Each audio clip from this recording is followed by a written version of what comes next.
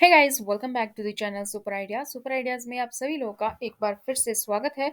और आज है 9 जनवरी। तो उत्तराखंड की बड़ी खबरों पर नजर डालते हैं।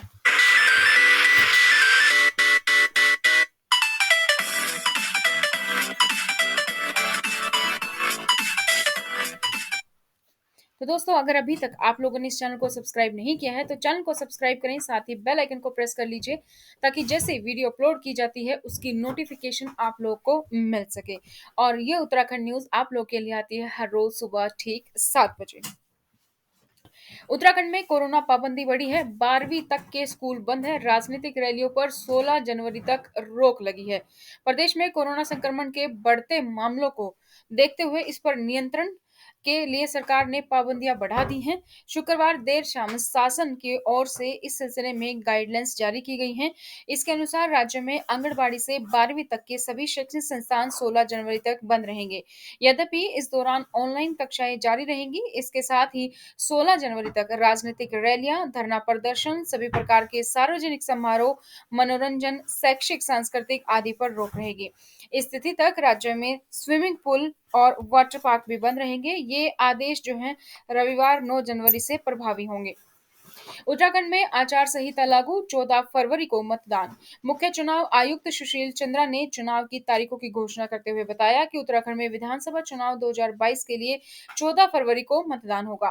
कोरोना के बढ़ते केसों के बीच 15 जनवरी तक राजनीतिक रैलियों पर रोक लगाई गई है। कोविड केसों के कम होने पर ही रैली करने की अनुमति दी जाएगी। उत्तराखंड में दूसरे चरण में चुनाव होगा। 21 जनवरी से उम्मीदवार नामांकन कर सकते हैं, जिसकी आखिरी तारीख 28 जनवरी होगी। नाम वापसी 31 जनवरी तक हो सकेगा। और चंद्रा ने बताया कि 10 मार्च 2022 को मतगणना होगी। उत्तराखंड में शनिवार को कोरोना के 1560 नए मरीज मिले हैं। संक्रमण की दर 10% से भी खतरनाक स्तर को पार कर गई है। शुक्रवार की तुलना में शनिवार को राज्य में तकरीबन 2 गुना नए मरीज मिले। राजधानी देहरादून के साथ ही नैनीताल और हरिद्वार जिले हॉटस्पॉट के रूप में उभरे हैं। पिछले 8 दिनों में राज्य में कोरोना मरीजों की संख्या 13 गुना बढ़ी है।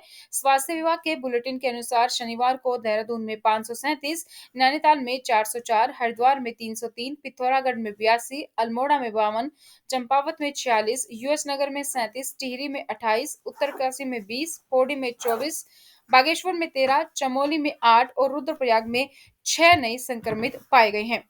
उत्तराखंड में एक चरण में 14 फरवरी को मतदान होंगे। 21 जनवरी को जारी होगी अधिसूचना। तो चुनाव आयोग ने शनिवार को उत्तराखंड में विधानसभा चुनाव की तारीखों का ऐलान कर दिया है। आप इसके बारे में डिटेल्ड इन्फॉर्मेशन चैनल पर जाकर भी देख सकते हैं। एक चरण में 14 फरवरी को मतदान होगा। इसके लिए 21 जनवरी को अधिसूचना जारी कर दी जाएगी। 28 जनवरी को नामांकन की आखिरी तारीख है। 29 जनवरी को नामांकन की स्क्रूटनी होगी और 31 जनवरी तक नाम वापस लिए जाएंगे। 14 फरवरी को पूरे प्रदेश में वोट डाले जाएंगे। इसके नतीजे 10 मार्च को आएंगे। पिछली बार यानी 2017 के विधानसभा चुनाव में प्रदेश में 15 फरवरी को वोट डाले गए थे, जबकि वोटों की गिनती 11 मार्च को हुई थी। चक्राता, धनोल्टी और मसूरी में हिमपात, अधिकतर इलाकों में मौसम खराब। शीतलहर का प्रकोप। उत्तराखंड की राजधानी देहरादून में शनिवार तड़के से बारिश हो रही है। वहीं राज्य के अधिकतर इलाकों में भी सुबह से ही मौसम खराब है। चक्राता, धनोल्टी और मसूरी के लाल टिब्बा व बुरांश खंडा में भी बर्फबारी हुई है, जिससे यहां आए पर्यटकों के चेहरे खिल गए हैं। पर्यटक काफी दिनों से यह बर्फबारी की आस लगाए हुए थे। शनिवार की सुबह बदले मौसम से चक्राता और आसपास के इलाकों में हिमपात से पूरा क्षेत्र बर्फ से ढक गया है। कोरोना के बढ़ते केसों के बीच सीएम पुष्कर सिंह धामी की पहल, कैंसिल कर दिए गए सारे सार्वजनिक प्रोग्राम। सीएम पुष्कर सिंह धामी ने अपने सारे सार्वजनिक कार्यक्रम स्थगित कर दिए गए हैं। लोगों से अपील की गई है कि वे कोविड गाइडलाइंस का सख्ती से पालन करें। सीएम ने अधिकारियों को निर्देशित भी किया है कि कोविड प्रोटोकॉल उल्लंघन पर सख्त कार्यवाही की जाए। उत्तराखंड में कोरोना के बढ़ते केसों के बीच सरकार ने सख्ती शुरू कर दी है। उत्तराखंड में कोरोना की रफ्तार को देखते हुए राज्य सरकार ने 16 जनवरी तक राजनीतिक रैलियों, धरना प्रदर्शनों पर रोक लगा दी है। इसके साथ ही आंगनबाड़ी केंद्रों से लेकर 12वीं तक के सभी शैक्षणिक संस्थान इस अवधि में बंद रहेंगे। आचार संहिता से पहले बैकडोर भर्तियों का खेल शुरू हो चुका है। विधानसभा में कई पदों पर भर्तियां निकाली गई हैं। उत्तराखंड में चुनाव की आचार संहिता से पहले विधानसभा में फिर बैकडोर भर्तियों की तैयारी है। सरकार ने विधानसभा के लिए 69 पद सृजित करने की अनुमति दे दी है। सूत्रों ने बताया कि विधानसभा ने सरकार को पद सृजित करने का प्रस्ताव भेजा था। सरकार ने 24 दिसंबर 2021 को 69 पद भरने को मंजूरी दी थी। इसमें समीक्षा अधिकारी, सहायक समीक्षा अधिकारी, कंप्यूटर ऑपरेटर, अपर निजी सचिव, लेखा परीक्षक आदि संवर्ग हैं। ऋषिकेश में एम्स में सेवा समाप्त करने के नोटिस से नाराज कर्मचारियों ने काटा जबरदस्त हंगामा, की तोड़फोड़। अखिल भारतीय आयुर्विज्ञान संस्थान एम्स ऋषिकेश ने 95 आउटसोर्स कर्मचारियों को सेवा समाप्त करने का नोटिस जारी कर दिया है। इसके बाद गुस्साए आउटसोर्स कर्मचारियों ने एम्स परिसर में जमकर हंगामा काटा। कर्मचारियों ने प्रशासनिक भवन का गेट तोड़ दिया। हालात काबू के बाहर होते हुए देख एम्स प्रशासन को पुलिस बुलानी पड़ी। मौके पर पहुंची प्रशासन और पुलिस की टीम मौजूदगी में एम्स के अधिकारी कर्मचारियों को मनाने का प्रयास करते नजर आए।